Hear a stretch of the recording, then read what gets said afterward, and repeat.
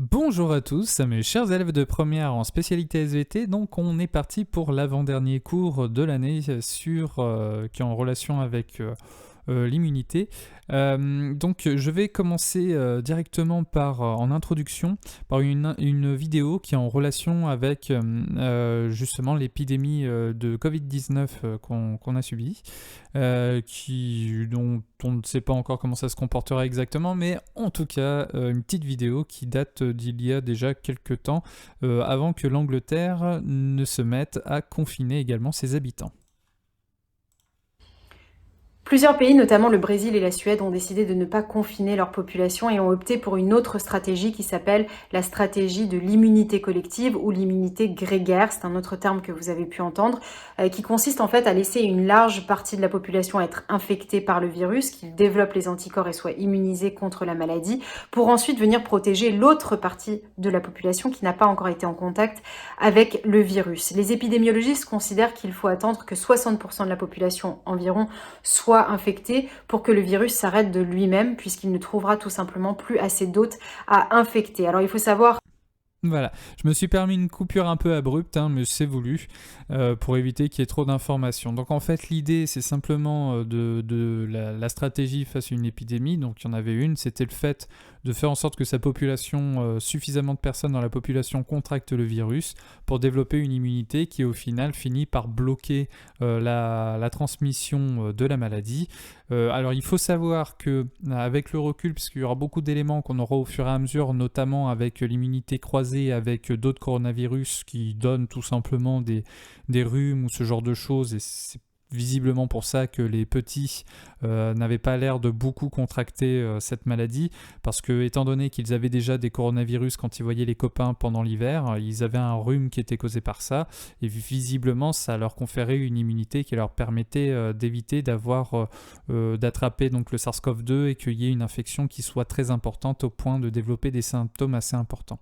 Donc avec le recul, il y aura de plus en plus de choses qu'on connaîtra par rapport à tout ça, mais le principe reste toujours le même, c'est qu'on ait suffisamment de personnes qui soient immunisées, qui aient des armes, des outils pour pouvoir lutter, et donc qui ne vont pas attraper le SARS-CoV-2, enfin ne pas développer la maladie qui s'appelle le Covid-19, je dirais toujours le et pas là, donc ce qui permet de casser l'épidémie de Covid-19. Donc nous, de notre côté, on a vu l'histoire de la vaccination. Maintenant, on va s'intéresser, puisque là, c'est une histoire de problème de santé publique, on va s'intéresser à la protection des populations avec cette fameuse démarche à avoir pour essayer de protéger les populations vis-à-vis d'une maladie. Alors, ce qu'il faut savoir, c'est que à ce moment-là, en Angleterre, justement, on disait bon, on va laisser faire, on va laisser diffuser. Bon, c'est toujours le cas au Brésil et en Suède.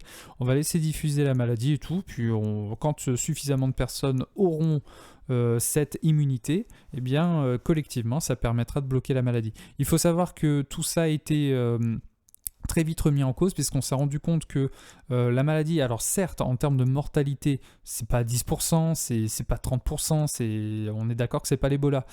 En revanche, étant donné qu'on a énormément de personnes qui sont contaminées, si on est à peu près à 1% ou 0,1%, ça fait quand même énormément de personnes mortes.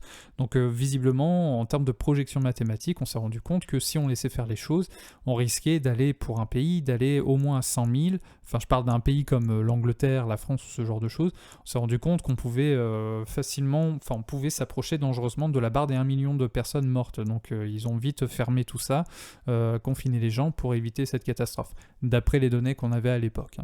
Donc, nous, c'est justement pour éviter nous on n'avait pas trop le choix, on était obligé de partir sur le fait de confiner les gens, mais si on a une maladie équivalente pour laquelle on a un vaccin, vous allez comprendre justement à quoi sert une couverture vaccinale pour éviter une épidémie et comment est-ce qu'on fait pour casser la transmission des maladies.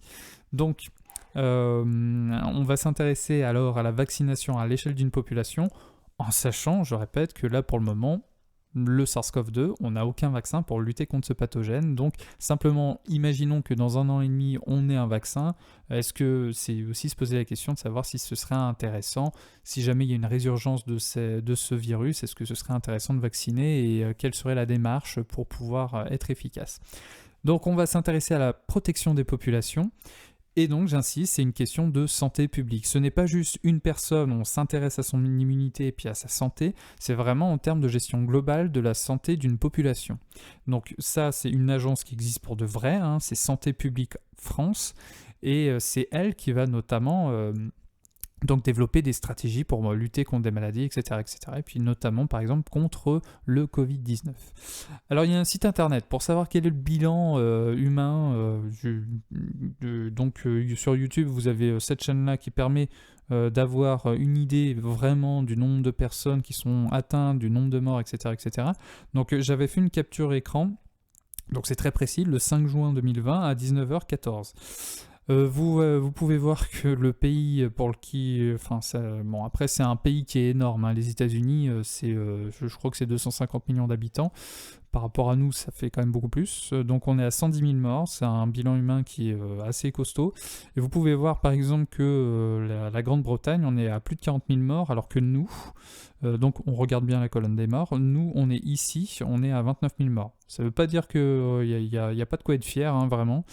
Mais en termes de population, en termes d'équivalent, quand même, il y a 10 000 morts de plus en Grande-Bretagne, et c'est probablement lié justement au fait qu'il n'y ait pas eu confinement dès le début. Donc le virus a probablement eu plus le temps de circuler, et donc ça fait plus de dégâts, en sachant qu'en plus les systèmes de santé, vous en avez beaucoup entendu parler, quand on compare les uns aux autres en termes de moyens humains par rapport à un nombre d'habitants, sont peut-être pas les mêmes. Donc si on regarde par exemple nos chers voisins allemands, qui sont beaucoup plus nombreux que nous, je crois qu'ils sont 90 millions d'habitants pour 8739 personnes mortes, voilà, le bilan n'est clairement pas le même.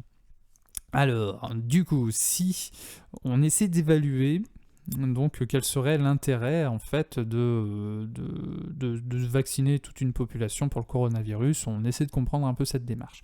Alors pour faire ça, forcément si on laisse circuler un virus, si c'est le vrai virus, il peut tuer plein de gens. Donc il y a un risque. Alors, comme je vous avais dit, on peut tomber à 1 million de personnes mortes en comptant sur l'immunité collective. Donc la question, c'est justement comment est-ce qu'on pourrait faire, donc je vous mets cette image, c'est pas pour rien, comment est-ce qu'on pourrait faire pour justement acquérir cette immunité collective, mais de façon beaucoup moins dangereuse, hein. Donc vous avez deviné qu'on partirait sur les vaccins, et imaginons que le virus revienne plus tard, comment est-ce qu'on pourrait faire pour faire en sorte de justement couper cette transmission du virus ? Pour ça, on va faire une analogie avec un autre virus qui s'appelle la rougeole. Alors vous allez vous dire, bon, on saute du coq à l'âne, mais en fait, il faut bien prendre conscience que le principe sera toujours le même. Qu'on parle du SARS-CoV-2 ou d'un autre virus, en termes de démarche, en termes de santé publique, la démarche sera à peu près la même, hein. On va chercher à immuniser un maximum de personnes. Je vous mets la vidéo, là ça va être un peu long, puisque je vais vous présenter un côté historique sur la rougeole, et après, l'autre côté, c'est qu'est-ce que c'est que ce virus, la rougeole, comment est-ce que ça agit sur nos organismes. Je me tais, profitez de la séance vidéo.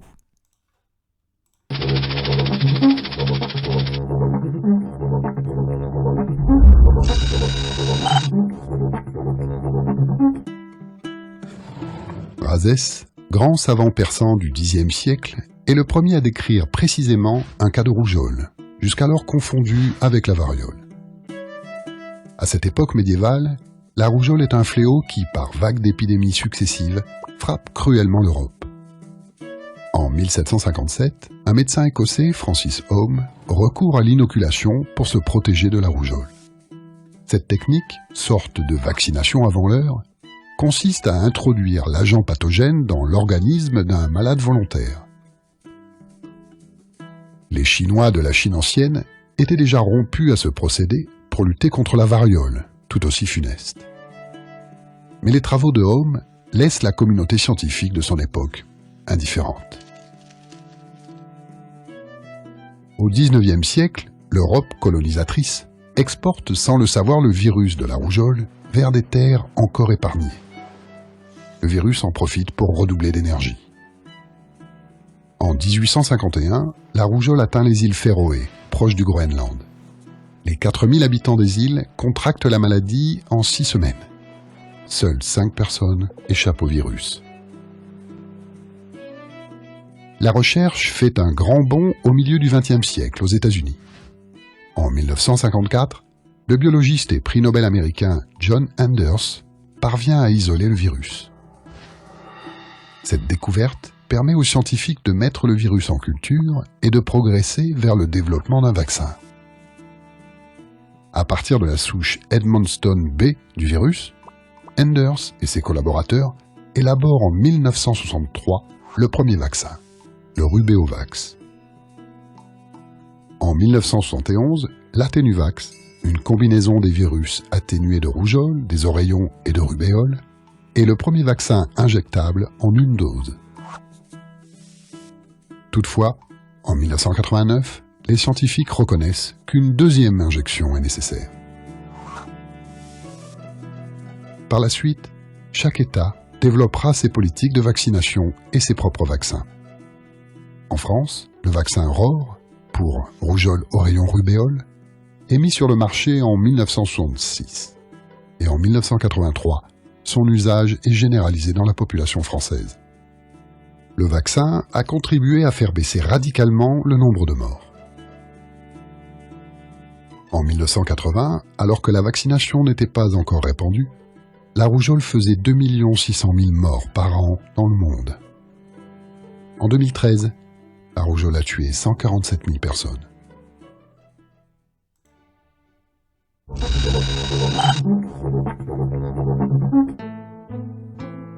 Le virus de la rougeole est un membre de la famille des morbillivirus, proche du virus de la peste porcine et bovine. Mais contrairement à de nombreux virus du même type, celui de la rougeole ne mute pas. Il a gardé la même structure depuis des décennies. Grâce à cette propriété génétique du virus, les vaccins développés depuis les années 60 sont toujours efficaces.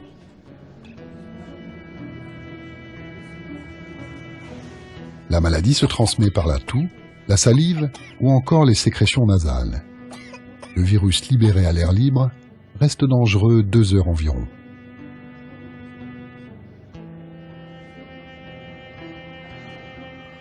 Pendant 10 à 14 jours après l'infection, la maladie est dans sa phase silencieuse, sans symptômes. Suivant un plan d'attaque redoutable, le virus se loge d'abord dans les voies respiratoires, se réplique, puis passe par le sang pour atteindre des organes plus éloignés, comme la rate, le tissu lymphatique, les poumons, le foie. C'est alors que les symptômes se manifestent. Une forte fièvre, un nez qui coule, de la toux, une conjonctivite et parfois des diarrhées. C'est à ce moment qu'un enfant infecté est le plus contagieux. Il présente aussi un signe bien distinctif, appelé signe de Koplik, de petites taches à l'intérieur de la bouche. Vient alors l'éruption. En 4 jours, de petites plaques apparaissent sur la peau, d'abord sur le visage, avant de s'étendre au reste du corps.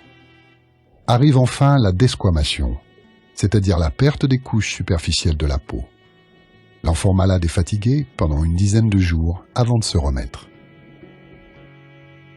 Des complications comme otite, pneumonie ou autres infections respiratoires surviennent dans 10 à 40% des cas.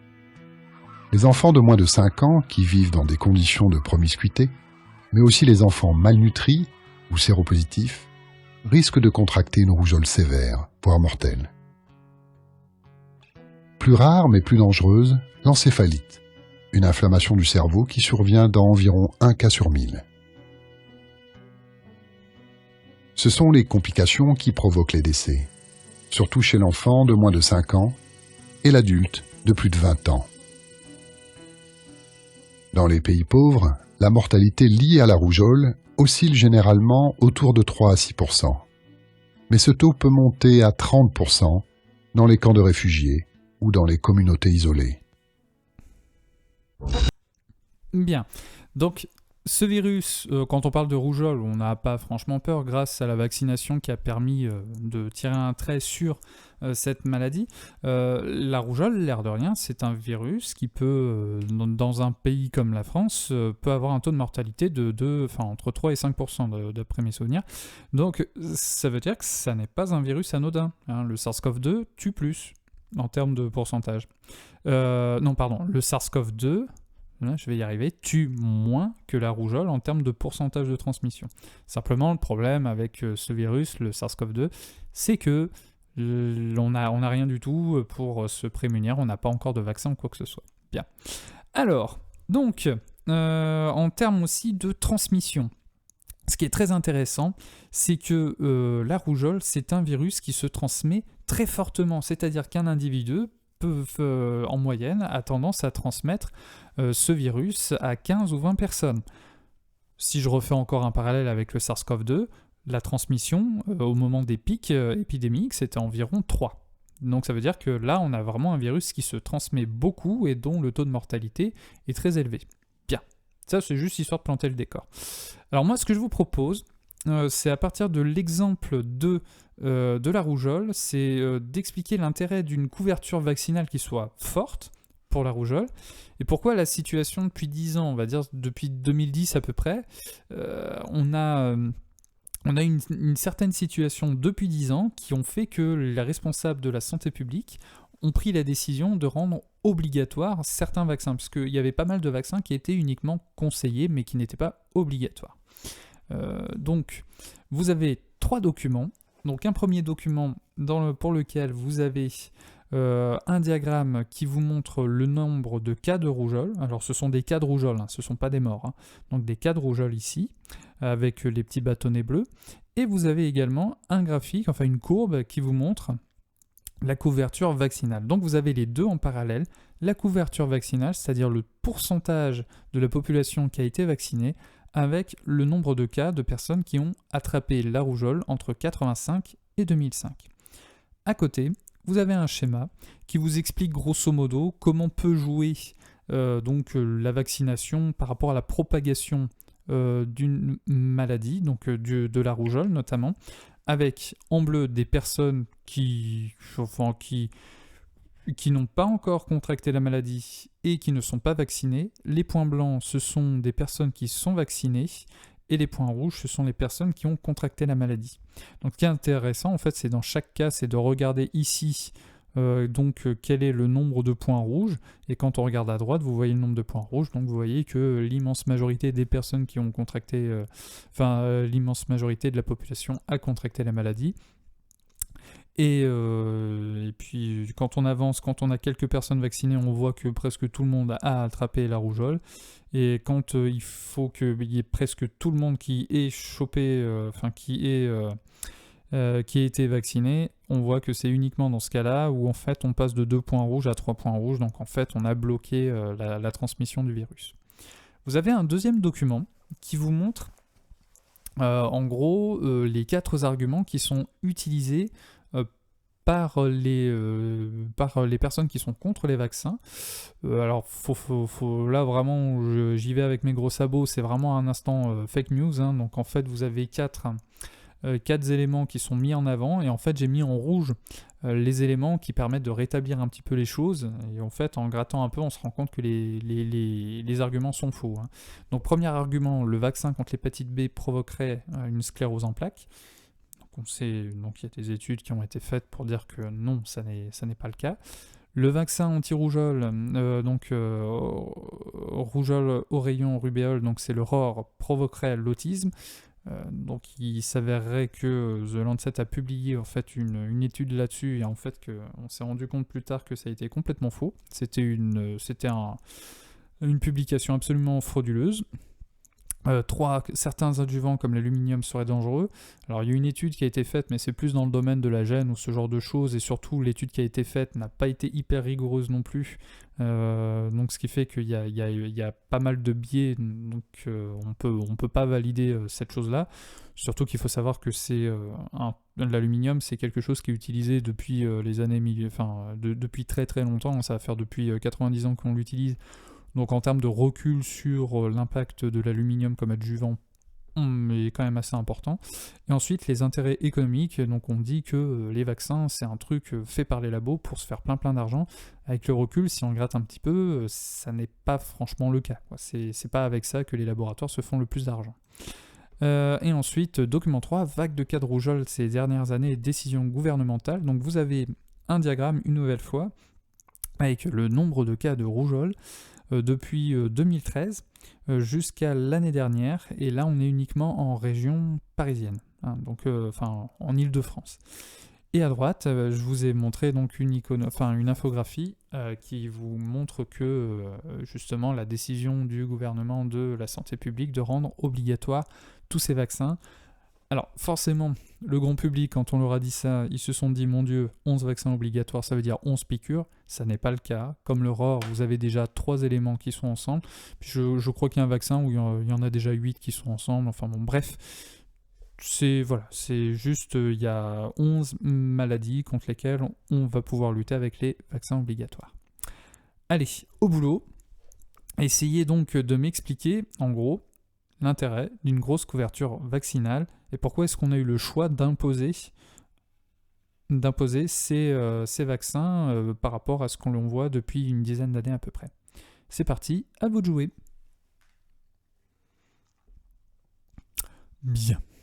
Alors, déjà on va commencer par l'intérêt d'avoir une bonne couverture vaccinale. Sur ce document, il y a un truc qui paraît évident, c'est que quand on part d'une certaine couverture vaccinale, donc là on est à peu près à 30-40%, on voit qu'on a quand même pas mal de cas de rougeole. Et c'est en s'approchant, avec une couverture vaccinale bien plus importante, qu'on a eu une chute des cas de rougeole. Et justement, dans le schéma qui est à côté, ce que l'on voit, c'est que si sur une population on a simplement quelques individus qui sont vaccinés, on se rend compte que toute la population, quasiment, va attraper la rougeole. Donc la seule façon de bloquer ça, c'est qu'un maximum de personnes soient vaccinées pour bloquer cette transmission des quelques personnes qui ont été malades, pour éviter qu'elles puissent transmettre. En gros, lui, il va pouvoir transmettre à lui qui est juste à côté, qui n'est pas vacciné, mais celui qui est ici, vu qu'il a toutes les personnes qui sont autour qui ont été vaccinées, eh bien, le virus ne va pas pouvoir être transmis. Alors, la question, le truc qu'il faut savoir, c'est qu'on ne peut pas vacciner tout le monde. Ça n'est pas possible. Et en fait, la démarche de la couverture vaccinale, c'est de vacciner un maximum de personnes pour que les personnes qui ne peuvent pas être vaccinées, c'est-à-dire les personnes qui sont immunodéprimées, qui ont pu attraper le sida, qui ont pu attraper le virus du VIH qui provoque le sida, ou alors aussi chez les personnes qui ont subi une transplantation. Parce que chez ces personnes-là, on va donner des médicaments qui vont permettre de diminuer la réaction du système immunitaire pour éviter qu'il y ait un rejet de l'organe greffé. Et ce qui veut dire que on ne peut pas vacciner ces personnes-là, parce que vu que tout est basé sur le système immunitaire, vu qu'on a baissé le système immunitaire, pour éviter le rejet d'organes, eh bien, on ne peut pas s'amuser à vacciner ces personnes-là. Donc, l'intérêt, c'est de se dire, vaccinons un maximum de personnes pour que ceux qui ne peuvent pas être vaccinés n'attrapent pas cette maladie-là. Donc voilà, en gros, c'est ça en termes de sensibilisation. Ce qu'il faut se dire, c'est pas si vous avez un bon système immunitaire, il n'y a aucune contre-indication médicale pour que vous soyez vacciné. Donc l'idée, c'est vaccinez-vous, ça permettra de protéger une autre personne qui n'a pas pu être vaccinée. Notamment chez il y a certains cas où on va avoir, au bout d'un certain âge très très avancé, on peut avoir un petit problème de système immunitaire également. Donc maintenant, la question c'est pourquoi est-ce que depuis 10 ans, la situation depuis 10 ans fait que on est obligé de prendre une grosse décision pour dire bon allez stop, on rend les vaccins obligatoires. Donc je vais développer un petit peu les 4 arguments. Alors ce qu'il faut savoir c'est que le vaccin contre l'hépatite B, ça a été un vaccin où en fait il y a eu une grosse campagne de vaccination massive qui a été faite dans les années 90, en gros je crois que c'est à partir de 95 ou 93, je sais plus. Donc il y a eu beaucoup de campagnes de sensibilisation pour encourager les collégiens, je crois que c'était les classes de 6e qui se faisaient vacciner. Moi à cette époque-là, oui, je me suis fait vacciner, je crois, au collège de l'hépatite B, ou enfin en tout cas mes camarades, parce que moi en tout cas j'étais déjà vacciné. Et en fait, ce qui s'est passé au cours de ces campagnes-là, on s'est rendu compte qu'il y avait des personnes qui, après le vaccin, développaient une maladie qui s'appelle la sclérose en plaques. Et en fait, ce qui s'est passé, c'est qu'en faisant vraiment une étude dans ce cas précis, de lien entre hépatite B et sclérose en plaques, on s'est rendu compte d'une chose, c'est qu'en fait, dans la très grande majorité des cas, des personnes qui développent la sclérose en plaques, c'est plutôt à partir de 20 ans. Et puis en fait, il y a aussi une proportion, 10% des cas de sclérose en plaques qui a tendance à se déclarer pendant cette période chez les collégiens, etc., etc. Et en fait, vu qu'il y a eu des cas déclarés, on s'est posé la question si c'était la vaccination qui était liée à ça. Et en fait, avec le recul, on s'est rendu compte que vacciné ou non, finalement, le nombre de personnes qui allaient développer cette maladie était la même. Donc visiblement, il n'y a pas d'impact du vaccin sur le développement, sur la déclaration de cette maladie-là. Alors, vu qu'on a eu quelques cas qui sont déclarés, il y a une suspicion, donc on s'est posé des questions là-dessus. Ce qui a jeté un petit peu un froid ce qui a jeté des gros doutes sur ça et une suspicion plutôt, c'est qu'en fait le ministre de la Santé a décidé d'arrêter cette campagne vaccinale. Forcément, ce genre de décision-là, ça a tendance à nous rendre un peu suspicieux sur la chose. Donc avec le recul, pas mal d'années plus tard, on s'est rendu compte que non, il n'y avait pas d'impact. Le problème, c'est que ceux qui sont convaincus que les vaccins, c'est pas bon, bien eux restent là-dessus et ne vont pas avancer les arguments comme quoi il y a eu des études qui ont été faites pour montrer qu'il n'y avait pas un lien de cause à effet. Voilà. Ensuite, on va s'intéresser au vaccin ROR. Alors là, c'est costaud. Donc ce vaccin qui protège de la rubéole, des oreillons et de la rougeole, il y a eu une étude qui a été faite, qui a été publiée dans The Lancet, le fameux élément scientifique qui permet, où il y a eu le truc par rapport à l'hydroxychloroquine il n'y a pas longtemps. Bon, après, ça arrive d'avoir des trucs frauduleux. En fait, cette étude-là était complètement frauduleuse.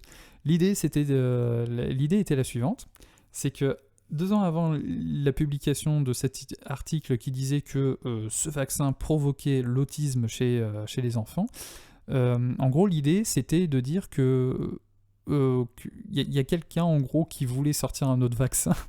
Et en fait, il y a un cabinet d'avocats qui a contacté un médecin pour lui dire « Allez, vas-y, fais-moi un article qui montre que le vaccin qui est fabriqué est pas bon. » Et en gros, il a balancé un truc qui était complètement nul pour dire « Non, ce vaccin est pourri. » Comme ça, le nouveau vaccin qui va sortir, lui, on pourra donc le sortir et tout le monde va se ruer sur notre vaccin.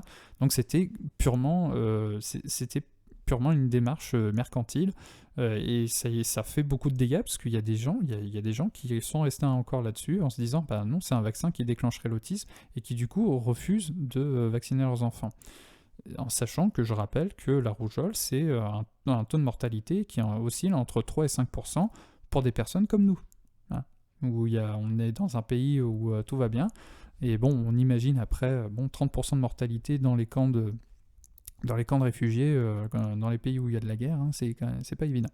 Donc, en gros, pour ce travail, le docteur recevait un salaire, un énorme salaire pour développer son truc, et puis faire son article complètement faussé, et tout ça sur les fonds de l'aide judiciaire par rapport à ça.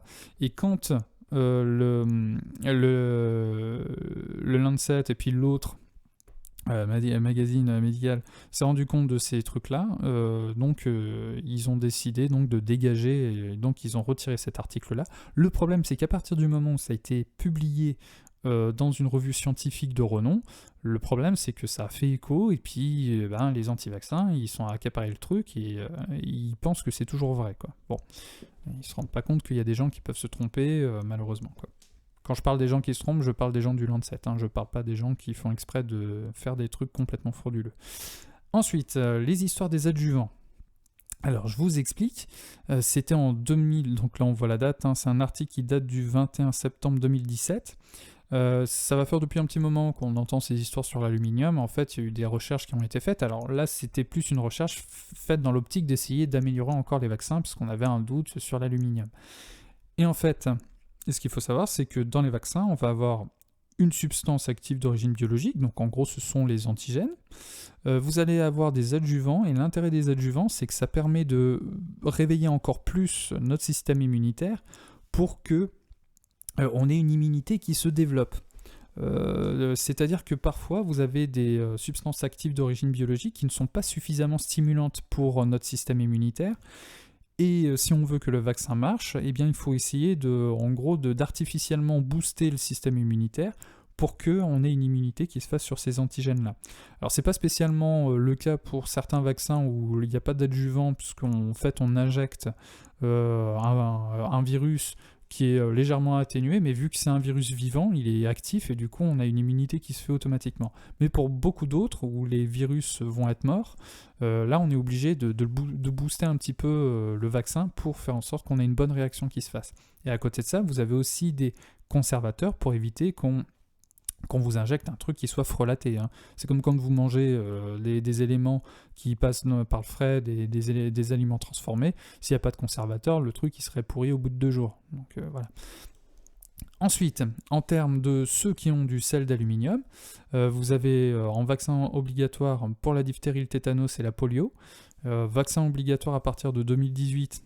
Donc c'est la fameuse infographie que je vous ai montrée, donc coqueluche, hépatite B, pneumocoque et méningocoque. Et vaccin facultatif, le papillomavirus. Donc, par exemple, pour le ROR, il n'y en a pas. Hein, donc, pourquoi ? Parce que ce sont des vaccins, justement, où on va vous injecter quelque chose qui est suffisamment actif, un antigène suffisamment stimulant, et donc il n'y a pas d'adjuvant. Donc voilà.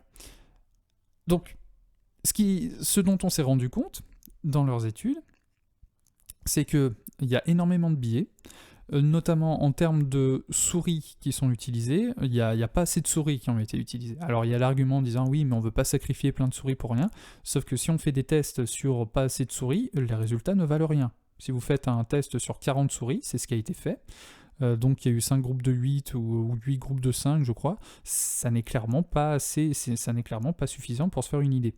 Ensuite, autre chose, les souches de souris dans les différents groupes n'étaient pas les mêmes. Il faut savoir que génétiquement parlant, les souches de souris, eh bien, on va en fait utiliser des souris qui vont développer des maladies au niveau du cerveau, comme Alzheimer, Parkinson, etc. On peut utiliser des souris qui ont tendance à faire beaucoup plus de tumeurs, justement. Comme ça, on s'en sert pour regarder l'effet des traitements des tumeurs. Donc voilà, en gros, tout ça n'était pas normé et forcément, c'est un peu problématique d'analyser les résultats. Deuxième chose, le sel d'aluminium qui était injecté n'était pas le même que ceux qu'on a dans nos vaccins. C'est un petit peu couillon quand même. Et après, dernier élément qui est quand même assez important, alors je ne l'ai plus en tête, je reviens un peu en arrière, mais voilà quand même 24 fois la dose d'aluminium qui est injectée, 24 fois supérieure au celle des vaccins humains, en sachant que c'est une petite bête. Donc si on lui injecte un truc humain déjà, en termes de dose, ce serait supérieur, en termes de morphologie, en termes de taille, ce serait quand même assez conséquent, mais en plus c'est 24 fois supérieur à ce que normalement on nous injecte à nous, qui sont quand même beaucoup plus gros que des souris. Donc ça fait quand même pas mal de biais. Alors, après, en plus, les conclusions disaient qu'il y avait en fait au niveau de l'injection, il y a certaines choses qui peuvent se passer. Il y a aussi une migration du sel pour aller jusqu'au système nerveux, dans de très très rares cas. Donc bon, quand même les histoires de doses, etc., ça joue quand même pour beaucoup. Donc c'est pour ça qu'on peut pas prendre cette étude-là comme étant valable. Surtout que ça veut pas dire que en gros, c'est plus du domaine de la gêne que de la dangerosité d'un vaccin, finalement, avec le recul. Donc, en plus, les paramètres étaient complètement faussés. Ensuite, dernier élément, les intérêts économiques. Donc, il y a un truc qui sort souvent, c'est pour dire oui, les vaccins, c'est pour se faire beaucoup d'argent. Alors, il faut savoir que pour développer un vaccin, c'est énormément d'argent qui sont dépensés pour le développement du vaccin. Ce qu'il faut savoir aussi, c'est qu'un vaccin, une fois que vous le l'avez, après vous êtes guéri. Enfin, vous ne pouvez plus avoir la maladie, donc ça veut dire qu'en termes d'intérêt économique pour les entreprises pharmaceutiques, elles ne vous vendront plus de médicaments parce que vous n'êtes plus malade. Déjà, il y a ça. Ensuite, autre chose, ce qu'il faut savoir, c'est que les vaccins, ça ne coûte pas cher. Un vaccin qui va faire que vous n'aurez jamais de rubéole, d'oreillon ou de rougeole, c'est 12 €. Donc c'est 12 € en plus. Pour nous, en France, on a un système avec la sécurité, on est remboursé à 100%, et ce truc-là, ça sauve des vies, c'est efficace, c'est prouvé. Hein. Et par contre, à côté de ça, si vraiment on voulait jouer sur le côté économique, alors je fais exprès de taper là-dessus, il y a un truc qui s'appelle l'homéopathie. Il y a plein d'études qui ont prouvé que ça n'avait rien prouvé. Et notamment cette marque-là, c'est hyper cher, hein. C'est 30 € non remboursés. Et si on regarde un petit peu la composition de ce truc, finalement, c'est que du sucre. Parce que je vais vous expliquer une chose.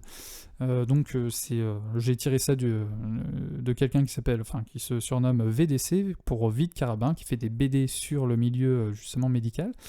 Et donc, le principe de l'homéopathie, c'est très simple. Vous pouvez même vous en faire, hein, c'est très bête. Pour 95 € seulement, vous recevrez un kit pour fabriquer votre propre homéopathie. Déjà, rien que ça, c'est bon, voilà, faut quand même être... c'est de la croyance, hein, c'est pas de la science.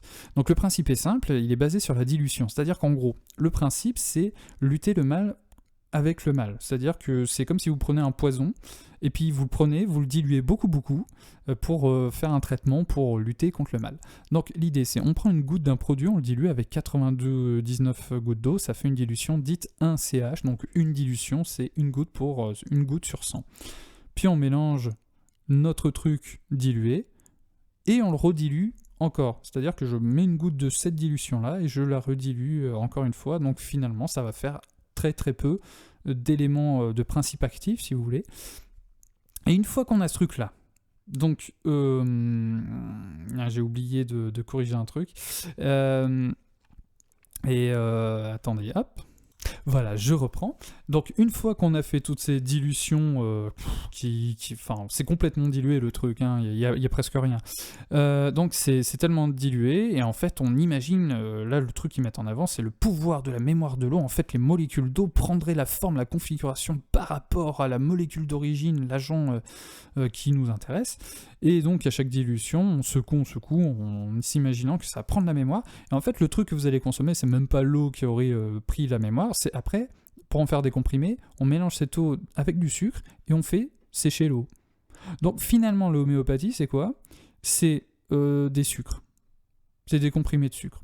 Donc des comprimés de sucre qui coûtent 30 €. Je suis désolé, mais autant prendre du vrai sucre. Et puis, en fait, l'avantage du sucre, c'est vu que c'est de l'énergie, si vous avez un coup de barre, c'est bien, hein, comme ça vous sentez mieux. Mais en fait, ce qu'il faut comprendre, c'est que c'est vraiment un effet placebo. Et pour le coup, vraiment, c'est plus avec ça que certains laboratoires vont se faire de l'argent qu'avec des vaccins. C'est ça qu'il faut vraiment retenir. Donc l'argument des anti-vaccins disant oui, de toute façon, c'est les laboratoires, c'est comme d'habitude, c'est un complot, c'est n'importe quoi ça. Hein. Donc ensuite, si on prend le dernier document, en fait, on voit qu'on a eu une augmentation des cas de rougeole ces dernières années. Pourquoi ? Forcément, probablement parce qu'il y a eu un manque de couverture vaccinale, il y a eu il n'y a pas eu suffisamment de personnes vaccinées, ce qui fait que la rougeole, qui est hyper contagieuse, je rappelle qu'une personne peut en contaminer 20, eh bien ça a fait que la maladie a pu se transmettre, et donc on a eu plus de cas de rougeole. Donc c'est à cause de ça qu'on a imposé, finalement, on a pris la décision d'imposer des vaccins, et notamment celui de la rougeole, pour éviter ce genre de pic, en sachant que parmi ces gens-là, 45, je rappelle que c'est à peu près 3 à 5% des personnes qui meurent parmi ces cas de contamination. Donc ce qui fait qu'on a une surmortalité due à une maladie qu'avec une bonne couverture vaccinale, normalement, on ne devrait plus avoir. On devrait pouvoir, on est très capable de supprimer cette maladie du globe, comme ça a été le cas avec la variole, mais on n'y arrive pas parce qu'il y a un certain laxisme. Donc si je reprends, en termes d'éléments, on voit primo, avec le premier document, que s'il y a plein de gens qui sont vaccinés, il y a presque plus de cas de rougeole. Le problème, c'est que depuis les années 90, il y a eu plein de petites histoires qui ont vraiment sapé l'image de la vaccination, en disant « oulala, c'est dangereux, etc. » Et tout ça, c'est lié à un point central, c'est l'histoire du bénéfice et du risque. Oui, il y a un risque à se faire vacciner, on peut avoir des petits effets secondaires. Globalement, vous allez avoir peut-être 10% qui vont faire une très légère fièvre en termes de réaction à ça. Une personne sur 450 000 pourra faire une réaction allergique un peu conséquente, mais bon, un petit coup d'antihistaminique et tout va bien. J'exagère, hein, je dis ça grossièrement. Mais en gros, il y a vraiment très peu de chances, très peu de risques de se vacciner. Par contre, quand on attrape la rougeole, sur un certain nombre de personnes, on peut avoir une assez forte mortalité. Donc c'est toujours cette histoire-là, c'est s'il n'y a plus le virus qui circule, à quoi ça sert de se faire vacciner? Le problème, c'est que s'il revient et qu'il n'y a plus de couverture vaccinale, ça risque de faire très mal. Alors, donc, il y a eu ces histoires-là qui ont fait que il y a un certain mouvement anti-vaccin qui a pu s'amplifier. Et après, troisièmement, comme le côté anti-vaccin, moins de vaccination, etc., vu qu'il y a eu moins de vaccination, peut-être lié avec le fait qu'il y ait de plus en plus de personnes qui soient contre les vaccins, eh bien on a eu une augmentation de cas de rougeole, et pour limiter ça, on est obligé de prendre une décision qui vienne de là-haut, en termes législatifs, où on impose des vaccins. Voilà. Et le problème, c'est que le fait d'imposer, ça alimente le côté théorie du complot, que voilà. Tout ça parce qu'il y a beaucoup de gens qui ont un énorme manque de culture scientifique, plutôt, je pense. Donc voilà, une petite infographie qui vous présente la différence avec groupe nombre vacciné et puis couverture vaccinale. Donc sur 10 000 personnes, vous allez avoir 10 décès environ, des complications qui peuvent être graves avec des pneumonies qui peuvent être assez importantes chez 14 à 21% des gens. Alors qu'à côté, en termes de complications, 1 sur 450 000 d'allergies graves et il n'y a aucun décès. Donc il n'y a pas de mort à cause du vaccin. Voilà. Alors, en chaîne YouTube, en relation avec ce que je vous ai montré, ce que je vous ai expliqué, il y a 2 choses qui sont assez intéressantes dans ton corps et y penser. Ce sont 2 trucs qui sont plutôt complémentaires et qui sont sur la même chose. C'est très bien pour comprendre un petit peu les histoires de désinformation. C'est très très bien fichu et je vous conseille de les voir. Voilà, moi je trouve ça intéressant. Je termine avec mon énorme pavé et mon cours sera terminé pour l'avant-dernier cours sur l'immunité, enfin même de l'année. La vaccination massive au sein d'une population, ça permet de casser la transmission. Ça permet de conférer une immunité qui est collective et qu'on peut avoir s'il y a un virus qui circule pour tout le monde.